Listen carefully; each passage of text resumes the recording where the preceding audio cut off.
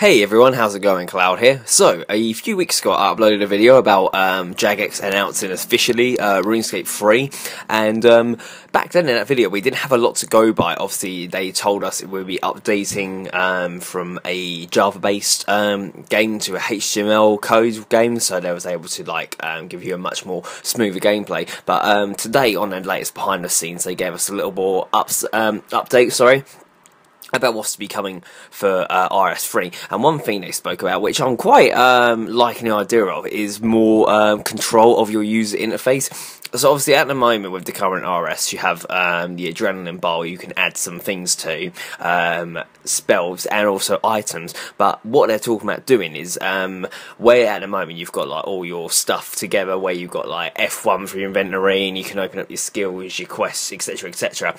They're talking about being actually able to click and drag those things off around the screen, so you can actually have your interface set up how you want. So perfect example, like they said, if you're a PvPer you can have obviously your adrenaline bar and with all your attacks set up in the middle. Then obviously for your inventory you could have that screen like towards the right and have like all your combat related inventory in there, so like your food, your potions, different weapons.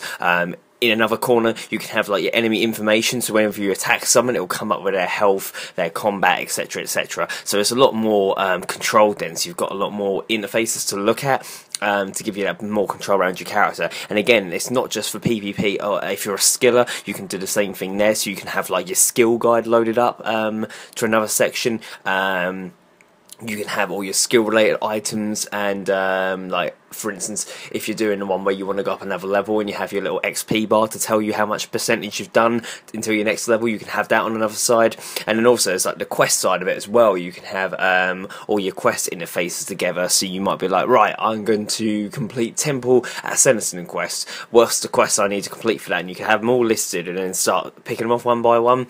And it's even good for more like clan events as well, because obviously you have from what I saw on there behind the scenes, you've got your chat window as usual, but I think you're going to have the ability to drag your private and clan chats off as well, so it won't just be in one chat. So you can say, right, I can speak to my public people on this one, but also my clans in a separate chat, to kind of give you that more control of it then. So there's a lot of good stuff they're mentioning that, and I quite like the idea of it, because also being a video maker of both quest guides and obviously my series Crystals of Chaos, that will come a lot more handy when filming it, because I have all these different interfaces to use. It won't be so much clicking and everything, it's all be there, much easier to control. It'll take a lot less time as well, which is a positive. To come with RS3, obviously they've got a lot of updating to do. One of the main things they're doing is updating Castle Wars at the moment to bring that a bit more life into the game. They're also speaking about updating the Duel Arena, so it looks like they're now starting to target every little bit of RuneScape and updating it ready for RS3. I believe the beta servers are going to be launching soon as well. I'm not sure if they're up at the moment or if they're going to be coming up, but it'll give you the chance to sign up, like with the EOC. A selected limited amount of people will be able to sign up and put their names forward to be entitled to do beta testing. Now looking, actually you can go on the RuneScape beta program and register. Apparently if you're a gold or silver Premier Club member you're already registered, and as long as you're a RuneScape member you can now register your interest on the sign up page. So for those of you who bought the Premier Club, I was one myself because it was a good deal for the reduction of membership.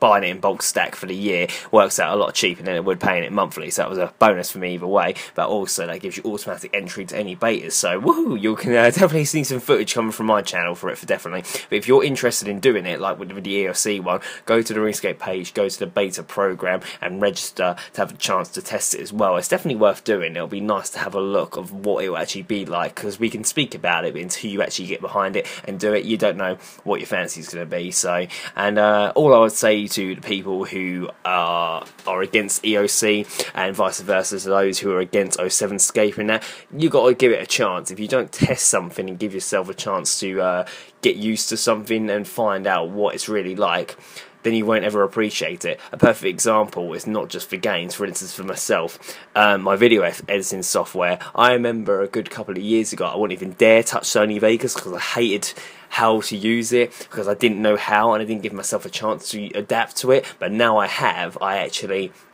couldn't go out of Sony Vegas now, I find it hard to go and use basic editing programs. It's the same with anything.